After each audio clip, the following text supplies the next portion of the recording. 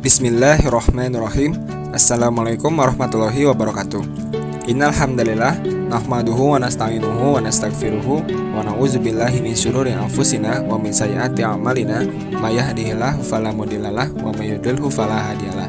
Asyhadu an la ilaha illallah wahdahu la syarikalah wa asyhadu anna Muhammadan abduhu wa rasuluh amma ba'du. Pertama-tama marilah kita panjatkan puji dan syukur kehadirat Allah Subhanahu wa taala karena atas rahmat dan karunia-Nya kita dapat hadir pada perkuliahan hari ini dalam keadaan sehat. Tak lupa sholawat serta salam kita sampaikan kepada junjungan alam Nabi Muhammad Sallallahu Alaihi Wasallam, kepada keluarganya, para sahabatnya, dan kepada kita semua selaku umatnya. Sebelumnya, izin memperkenalkan diri, kami dari kelompok 3 yang beranggotakan Davina Putri Arsyandi, Raika Janata Muharyasa, dan Zahra Nurul Azizah. Pada kesempatan kali ini, kami akan mempresentasikan materi tentang sejarah kejayaan peradaban Islam.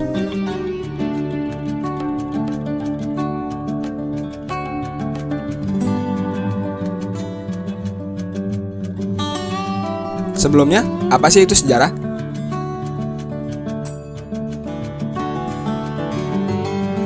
Secara bahasa, kata sejarah dalam bahasa Arab disebut tarikh atau sirah. Dari segi bahasa, al-tarikh berarti ketentuan masa atau waktu, sedangkan ilmu tarikh adalah ilmu yang membahas peristiwa-peristiwa atau kejadian-kejadian, masa atau tempat terjadinya peristiwa, dan sebab terjadinya peristiwa tersebut. Sedangkan secara istilah, al-tarikh berarti sejumlah keadaan dan peristiwa-peristiwa yang terjadi di masa lampau dan benar-benar terjadi pada diri individu atau masyarakat, sebagaimana benar-benar terjadi pada kenyataan alam dan manusia.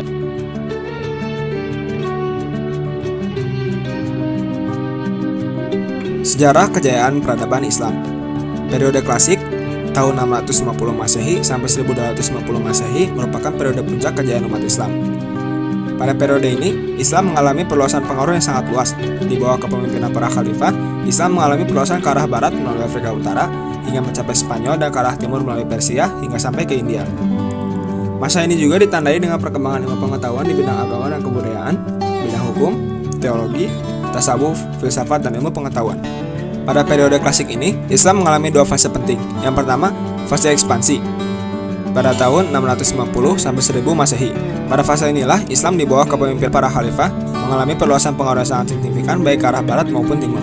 Yang kedua, fase disintegrasi yang terjadi pada tahun 1000 sampai 1250 Masehi. Yang ditandai dengan perpecahan dan kemunduran politik umat Islam hingga berpuncak pada terangkutnya Baghdad oleh bala tentara Hulagu di tahun 1258 Masehi.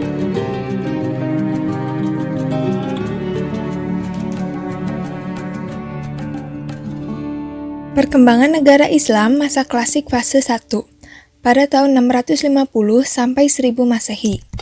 Periode klasik fase pertama dikenal sebagai masa ekspansi dan integrasi Islam. Masa ini sesungguhnya telah dimulai sejak kepemimpinan Rasulullah Shallallahu Alaihi Wasallam sampai dengan pertengahan dinasti Abbasiyah pada tahun 1000 Masehi. Dikatakan masa ekspansi karena sebelum Rasulullah wafat tahun 632 Masehi, seluruh semenanjung Arabia telah tunduk di bawah kekuasaan Islam dan ekspansi ke daerah-daerah di luar Arabia pada zaman Khalifah pertama, Abu Bakar bin Siddiq. Beberapa catatan penting tentang perkembangan negara Islam pada masa klasik fase pertama ini adalah: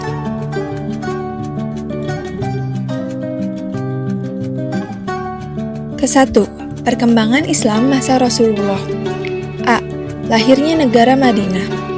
Hijrahnya Rasulullah dari Mekah ke Madinah merupakan awal kemajuan Islam, yaitu dengan diproklamasikannya sebuah negara dengan nama Madinah Al-Munawwaroh bagi kota Yastrib. Setibanya di Madinah, Rasulullah Shallallahu Alaihi Wasallam disambut dengan penuh sukacita oleh sahabat-sahabat Ansor dan Nabi resmi menjadi pemimpin penduduk kota itu.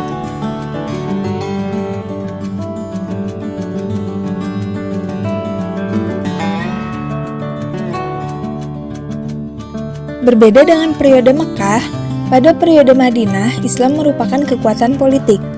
Ajaran Islam yang berkenaan dengan kehidupan masyarakat banyak turun di Madinah. Nabi Muhammad bukan saja berkedudukan sebagai pemimpin agama, tetapi juga sebagai kepala negara. Dengan kata lain, dalam diri Nabi terkumpul 2 kekuasaan spiritual dan kekuasaan duniawi. Kedudukannya sebagai Rasul secara otomatis merupakan kepala negara.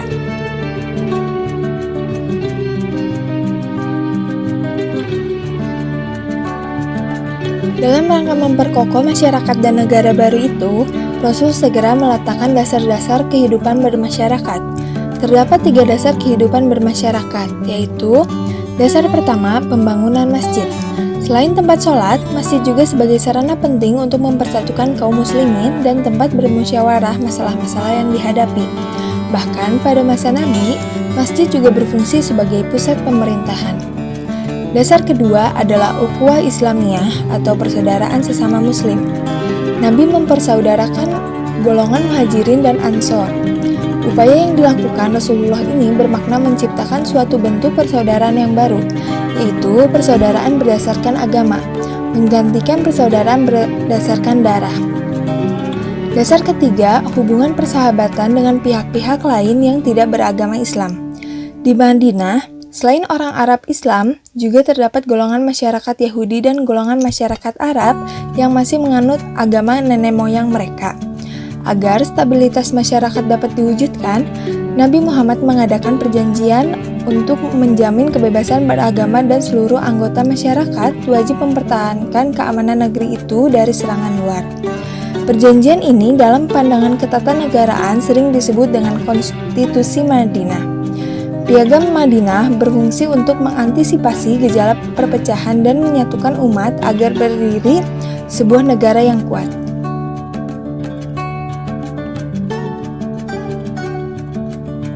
Sejak lahirnya negara Madinah, Islam semakin kuat. Kaum muslimin sering memenangkan peperangan.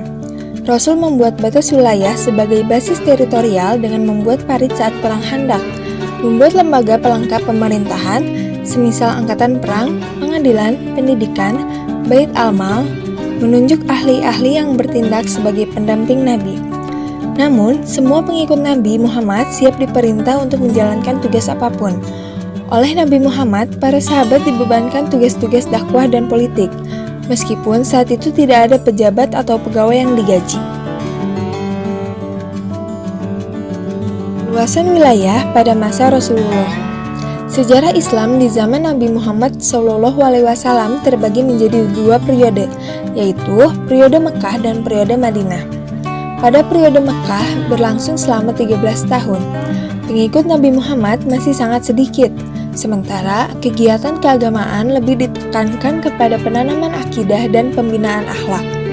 Posisi umat Islam pada periode ini sangat lemah. Mereka berada di bawah tekanan dan penindasan kaum Quraisy. Dakwah Nabi Muhammad mendapat tantangan dari warga Mekah, sedangkan periode Madinah berlangsung selama 10 tahun dan pokok ajaran Islam berkembang secara komprehensif.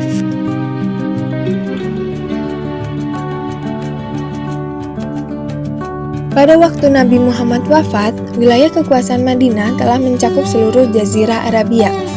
Husain Muqnis menyatakan, sejak pertama berdiri hingga wafatnya Nabi, wilayah kekuasaan Islam sudah meliputi seluruh Jazirah Arabia.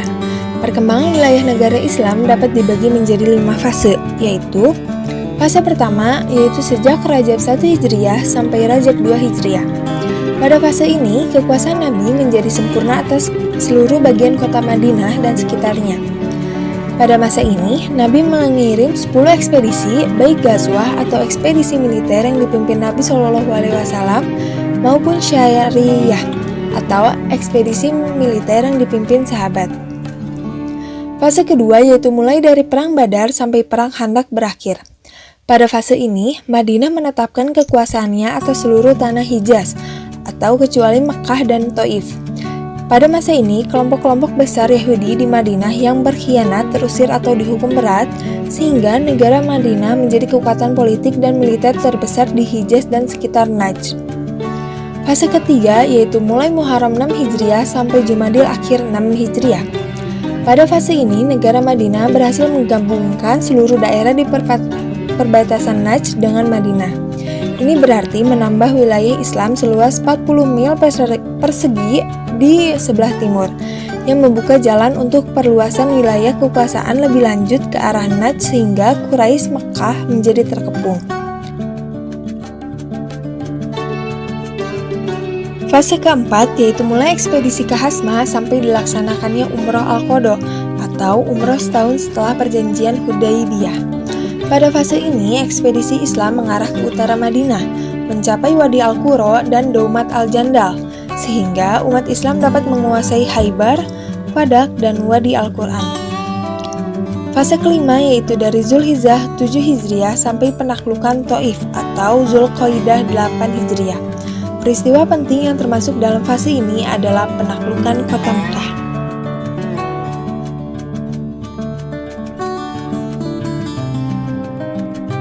Yang kedua, Islam pada masa Khulafaur Rasyidin. Setelah Rasulullah SAW meninggal dunia, beliau digantikan oleh keempat orang sahabat terdekat, yakni Abu Bakar, Umar, Utsman, dan Ali. Mereka kemudian dikenal dengan Khulafa al-Rasyidin, berarti para khalifah yang mendapat petunjuk dari Allah. Disebut demikian karena dibanding dengan rata-rata khalifah setelahnya, mereka masih konsisten menjaga apa yang pernah dicontohkan oleh Rasulullah SAW berupa akhlak dan petunjuk-petunjuk Allah, khususnya dalam menjalankan kekhalifahannya. Yang pertama, Islam pada masa Khalifah Abu Bakar Shiddiq pada 632 sampai 634 Masehi. Abu Bakar menjadi khalifah pertama yang menggantikan Rasulullah SAW melalui musyawarah di Balai Saqifah Bani Syaidah, tokoh dari kaum Muhajirin dan Ansyar yang kemudian membaiatnya. Abu Bakar menjadi khalifah yang hanya 2 tahun. Sistem politik Islam pada masa Abu Bakar bersifat sentralistis sebagaimana yang diterapkan Nabi. Jadi, kekuasaan legislatif, eksekutif, dan yudikatif terpusat di tangan khalifah. Meskipun demikian, memutuskan suatu masalah, Abu Bakar selalu mengajak para sahabat untuk bermusyawarah. Berikut kebijakan di bidang pemerintahan pada masa Khalifah Abu Bakar Shiddiq, yaitu yang pertama, pemerintahan berdasarkan musyawarah. Yang kedua, amanat Baitul Mal. Yang ketiga, konsep pemerintahan sentralisis dan merakyat. Dan yang keempat, kekuasaan undang-undang.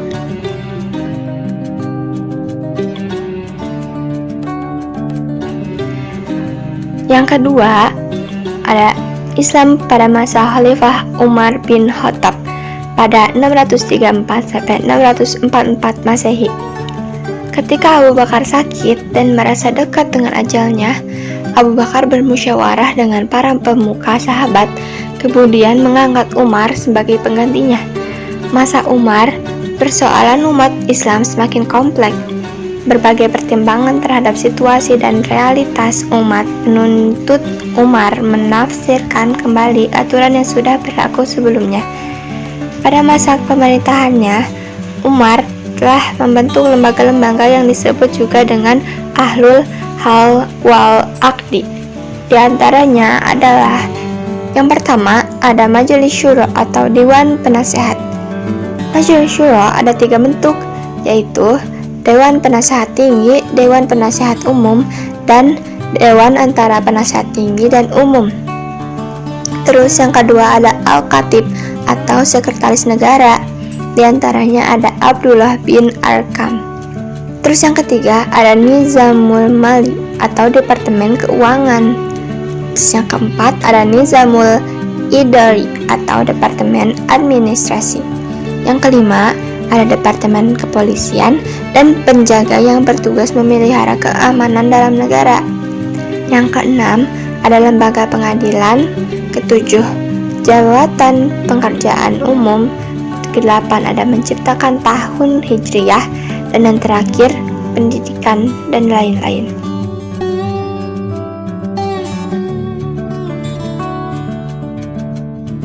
Islam masa Khalifah Utsman bin Affan 654 Masehi sampai 656 Masehi.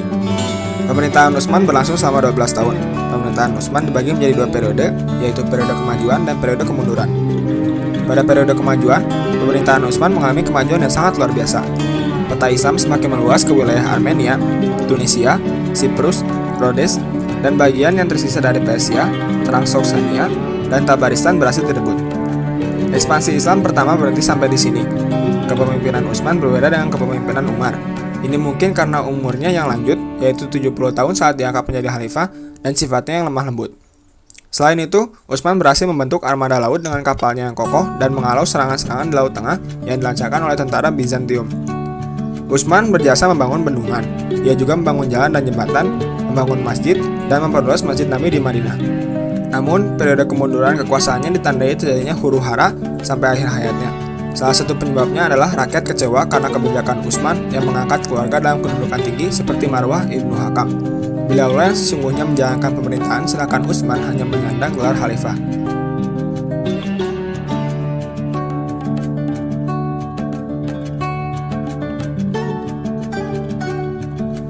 Islam pada masa Ali bin Abi Thalib 656 sampai 661 Masehi. Setelah Utsman wafat, masyarakat beramai-ramai membaiat Ali. Ali memerintah hanya 6 tahun. Selama pemerintahannya, ia menghadapi berbagai pergolakan.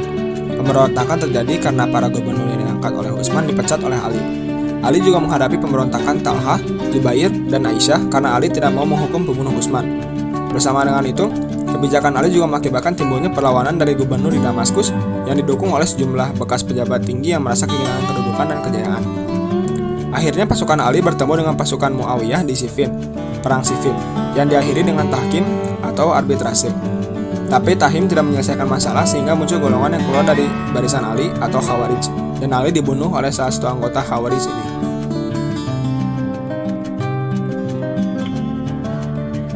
Perkembangan negara Islam pada masa Bani Umayyah pada tahun 661 sampai 750 Masehi.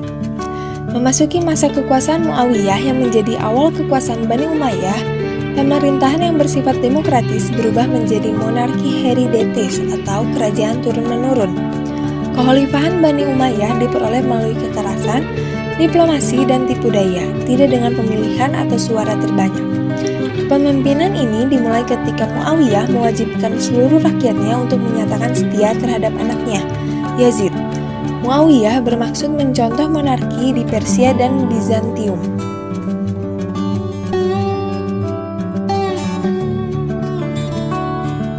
Kekuasaan Bani Umayyah berumur kurang lebih 90 tahun. Ibu kota negara dipindahkan dari Madinah ke Damaskus, tempat ia berkuasa sebagai gubernur sebelumnya. Khalifah-khalifah besar dinasti Bani Umayyah ini adalah Muawiyah bin Abi Sufyan pada tahun 661 sampai 680 Masehi, Abdul Al-Malik bin Marwan pada tahun 685 sampai 705 Masehi, Al-Walid bin Abdul Malik pada tahun 705 sampai 715 Masehi, Umar bin Abdul Aziz pada tahun 717 sampai 720 Masehi, dan Hashim bin Abdul Al-Malik pada tahun 724 sampai 743 Masehi. Ekspansi yang terhenti pada masa Khalifah Utsman dan Ali dilanjutkan kembali oleh dinasti ini. Di zaman Muawiyah, Tunisia dapat ditaklukkan. Di sebelah timur, Muawiyah dapat menguasai daerah Khurasan sampai ke Sungai Oxus dan Afghanistan sampai ke Kabul. Angkatan lautnya melakukan serangan ke ibu kota Bizantium, Konstantinopel, kemudian dilanjutkan oleh Khalifah Abdul Al-Malik, berhasil menundukkan Baih, Bukhara, Khawarizm, Fergana, dan Samarkand. Tentaranya sampai ke India dan dapat menguasai Balochistan, Sin'an, daerah Punjab sampai Maltan. Ekspansi ke barat secara besar-besaran dilanjutkan oleh Al-Walid bin Abdul Malik.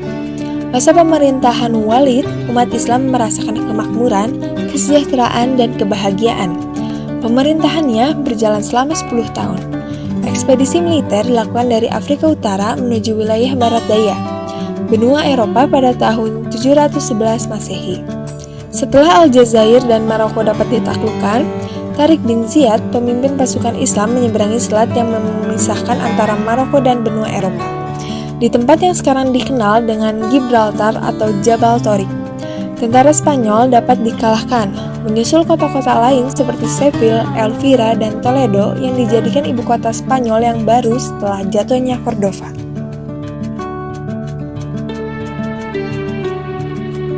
Terdapat 4 kemajuan yang dicapai pada masa Bani Umayyah, yaitu: pertama, Bani Umayyah berhasil memperluas daerah kekuasaan Islam ke berbagai penjuru dunia. seperti Spanyol, Afrika Utara, Suriah, Palestina, Semenanjung Arabia, Irak, sebagian kecil Asia, Persia, Afghanistan, Pakistan, Turkmenia, Uzbekistan, dan Kirgiz. Kedua, Islam memberikan pengaruh bagi kehidupan masyarakat luas. Sikap fanatik Arab sangat efektif dalam membangun bangsa Arab yang besar.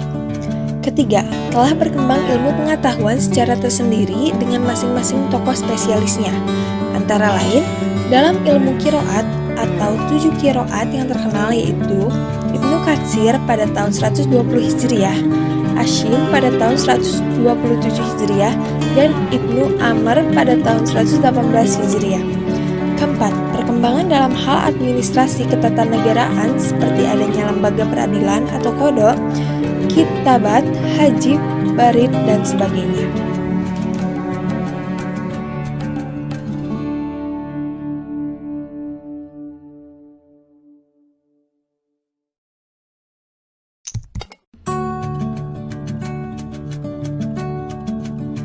Yang keempat, perkembangan negara Islam pada masa Khilafah Bani Abbas I pada 750-1000 Masehi. Kekuasaan Khilafah Abbasiyah melanjutkan kekuasaan dinasti Bani Umayyah.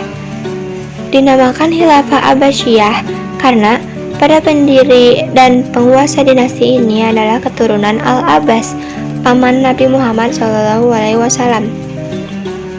Kekuasaannya berlangsung dalam rentang waktu yang panjang dari tahun 1300 Hijriah sampai dengan 656 Hijriah. Selama dinasti ini berkuasa, pola pemerintahan yang diterapkan berbeda-beda sesuai dengan perubahan politik, sosial, dan budaya. Berdasarkan perubahan pola pemerintahan dan politik, para sejarawan membagi masa pemerintahan Bani Abbas menjadi 5 periode. Periode pertama pada 132 Hijriah sampai 232 Hijriah. Periode pertama disebut periode pengaruh Persia pertama. Terus periode kedua pada 232 Hijriah sampai 334 Hijriah. Periode kedua disebut masa pengaruh Turki pertama. Terus periode ketiga pada 334 Hijriah sampai 447 Hijriah. Masa kekuasaan dinasti Buwai dalam pemerintahan Khalifah Abbasiyah. Periode ini disebut juga masa pengaruh Persia kedua. Yang keempat, periode keempat pada 447 Hijriah sampai 590 Hijriah. Masa kekuasaan dinasti Bani Seljuk dalam pemerintahan Khalifah Abbasiyah biasanya disebut juga dengan masa pengaruh Turki kedua. Terus yang terakhir periode kelima pada 590 Hijriah sampai 656 Hijriah. Masa khalifah bebas dari pengaruh dinasti lain, tetapi kekuasaannya hanya efektif di sekitar kota Baghdad. Masa pemerintahan Abu al-Abbas pendiri dinasti ini sangat singkat, yaitu dari tahun 750 sampai 754 Masehi. Karena itu, pembina sebenarnya dari Daulat Abbasiyah adalah Abu Ja'far al-Mansur pada tahun 754 sampai 775 Masehi. Puncak keemasan dari dinasti ini berada pada 7 khalifah sesudahnya, yaitu yang pertama Al-Mahdi, yang kedua Al-Hadi, yang ketiga Harun al-Rashid, yang keempat Al-Ma'mun, yang kelima Al-Mutashim, yang keenam Al-Wasik, dan yang terakhir Al-Mutawakil.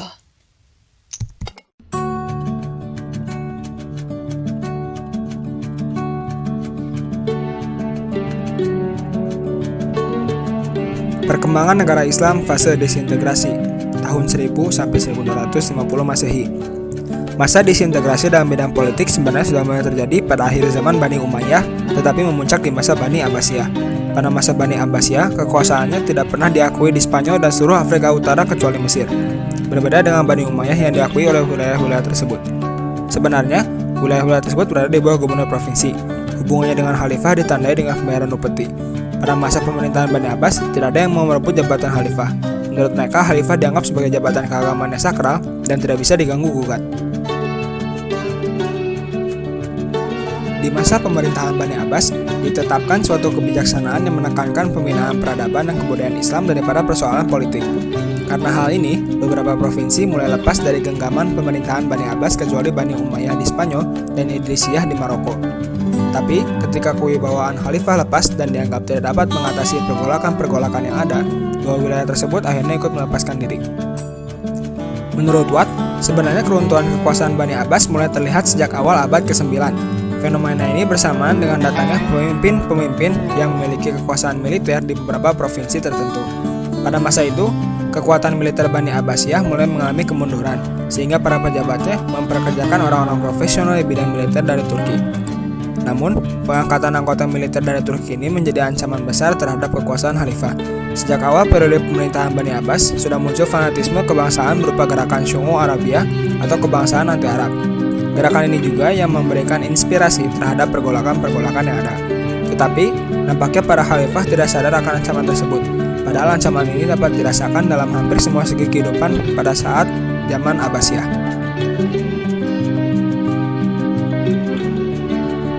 Dinasti-dinasti yang lahir dan melepaskan diri dari Bani Abbasiyah berasal dari bangsa Persia, Turki, Kurdi, dan Arab. Mendekati masa akhir kekuasaan Bani Abbasiyah, tentara Turki berhasil merebut kekuasaan sehingga khalifah bagikan boneka yang tidak dapat berbuat apa-apa. Kekuasaan Abbasiyah pun jatuh ke tangan Bani Buaih. Selama masa Bani Buaih, ada beberapa peristiwa yang menyebabkan semakin melemahnya kekuatan Islam sampai jatuhnya Baghdad ke tangan Kulagukan. Di antaranya yang pertama, kekuasaan Bani Buaih atas Baghdad dirampas oleh dinasti Seljuk. Seljuk adalah seorang pemuka suku bangsa Turki yang berasal dari Turkestan. Yang kedua, kekuasaan dinasti Seljuk memicu perang salib dalam beberapa tahap. Dan yang ketiga, serangan tentara Mongolia yang bersekutu dengan gereja-gereja Kristen.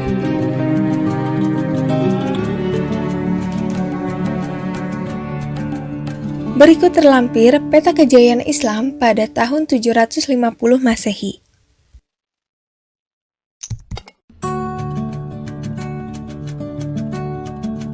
Kemajuan Islam pada masa dinasti Bani Umayyah dan dinasti Abbasiyah tidak terjadi secara instan.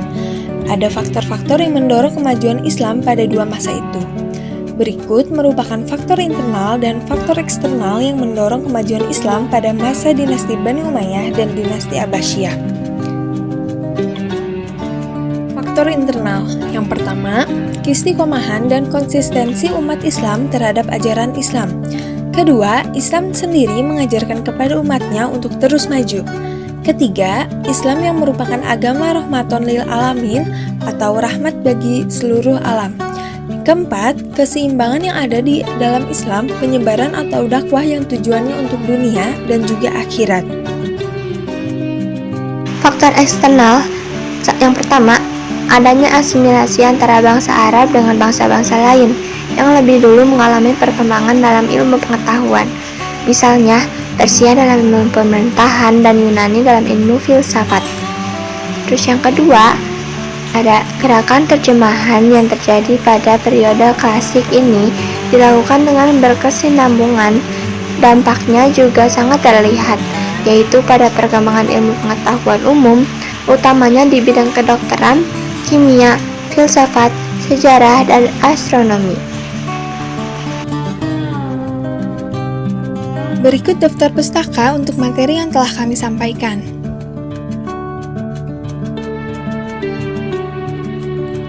Sekian pemaparan materi dari kelompok kami. Mohon maaf apabila ada kesalahan dan kekurangannya.